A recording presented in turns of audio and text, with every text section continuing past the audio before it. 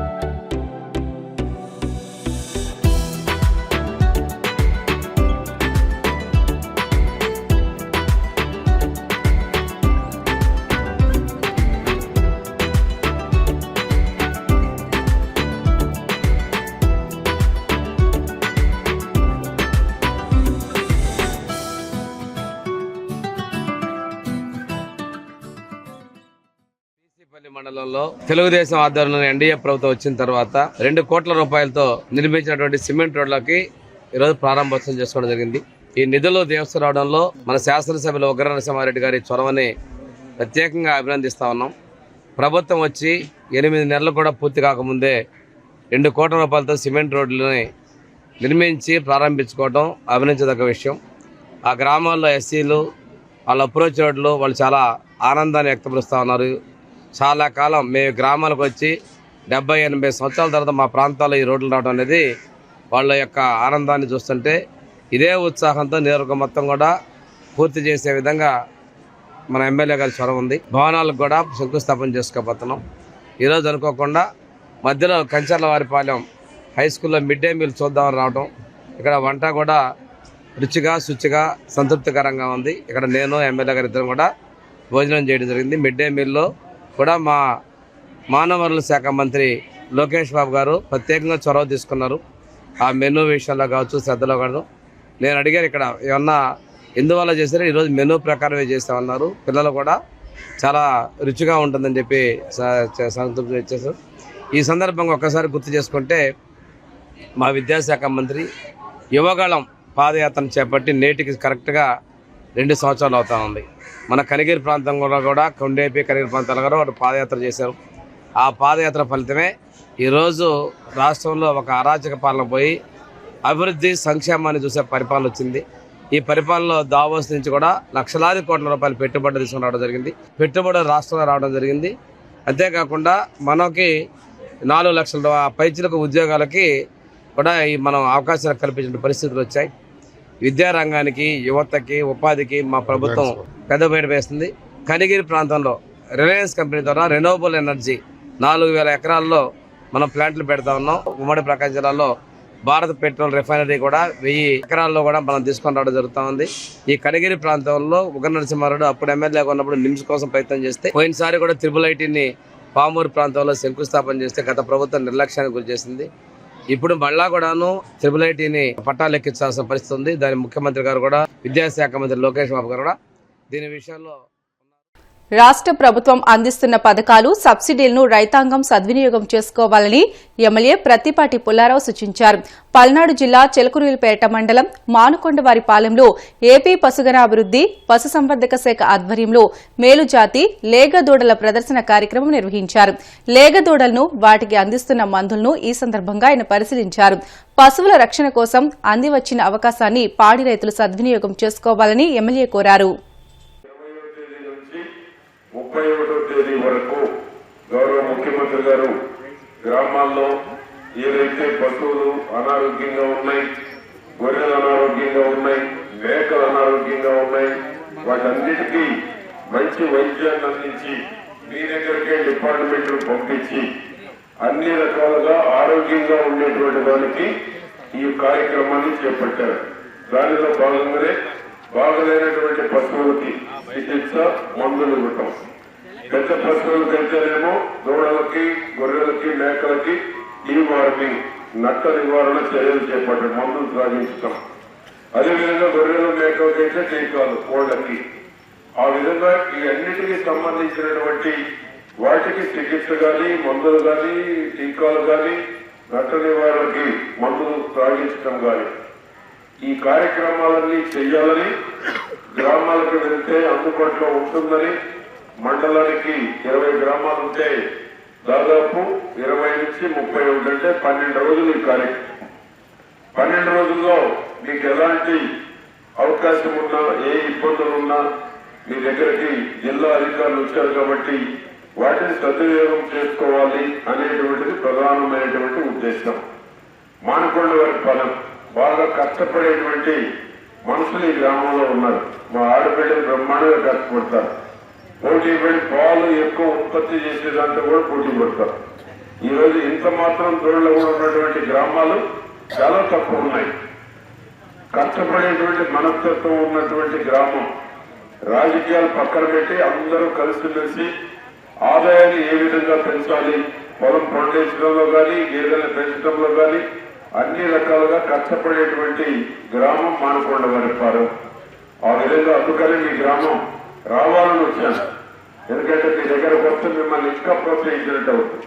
మా వీరారెడ్డి ఎట్లాగూ ఈ పాల బోనస్ కి ఎప్పుడు పిలుస్తూనే ఉన్నారు. అదేవిధంగా ఇంకా మీకు బోనస్లు పెరగాలి, పాల ఉత్పత్తి పెరగాలి, కొత్త రకాలైనటువంటి ఏది సాగు కానీ, పొంగనూరు కానీ, కొత్త రకాలైనటువంటి పశువులను కూడా మీకు పరిచయం చేయాలంటే ఇటువంటి డాక్టర్లు మీకు రావాలి. పశ్చిమ గోదావరి జిల్లా పోడూరు మండలం జిన్నూరు పంట కాలువలో కొట్టుకొచ్చిన మృతదేహం సంచలనం కలిగించింది.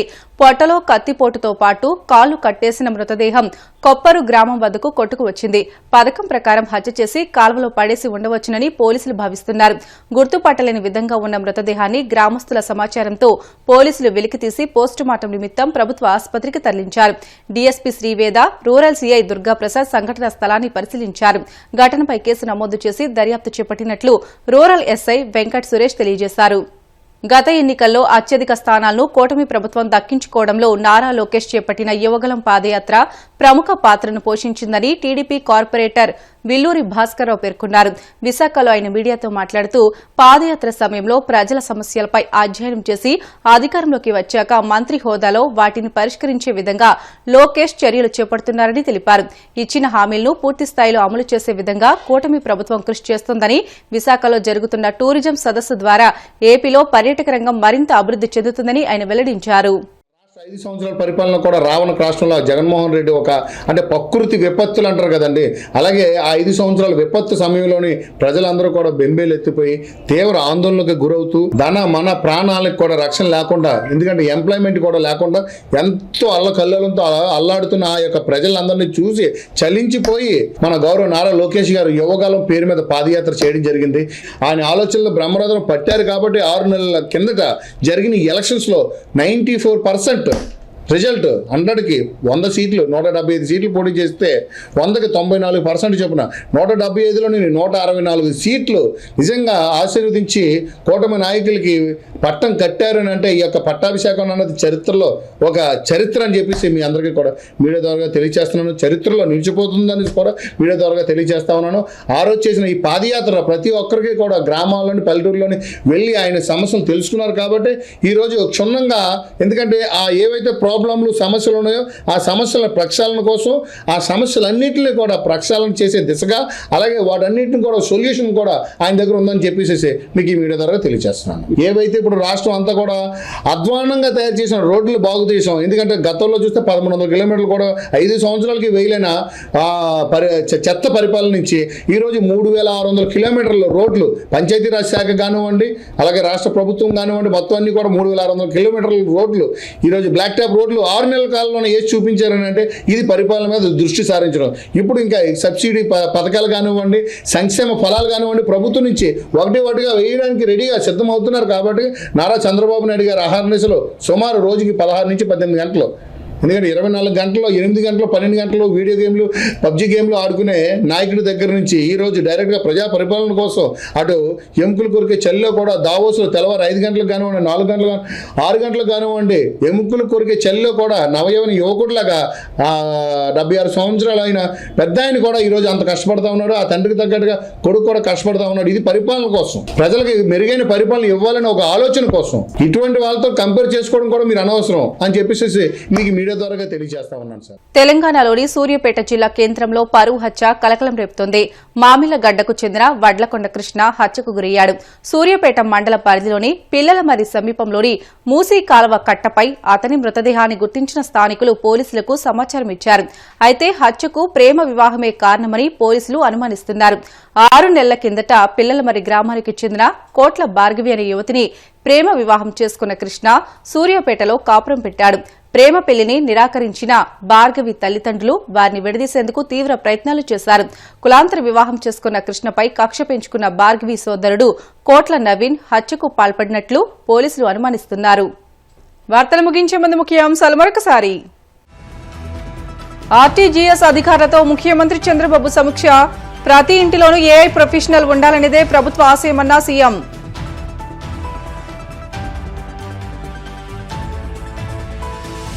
నారా లోకేష్ ప్రజా దర్బార్కు అనూహ్య స్పందన. భారీగా తరలివచ్చిన ప్రజలకు నేనున్నానంటూ మంత్రి భరోసా.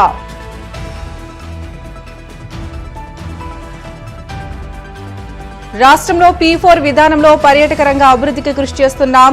ఇన్వెస్టర్లకు సింగిల్ విండో విధానంలో అనుమతులు ఇస్తున్నామన్న మంత్రి కందుల దుర్గేష్.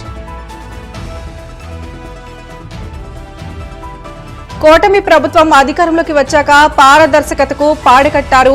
వైసీపీ అధికార ప్రతినిధి నాగార్జున యాదవ్ విమర్శలు. ఇవి ఇప్పటివరకున్న బులెటిన్లోని అప్డేట్స్. మరిన్ని వార్తల కోసం BCN digital YouTube channel, Facebook పేజీని ఫాలో అవ్వండి. అప్డేట్ వార్తల కోసం ప్లీజ్ డూ సబ్స్క్రైబ్.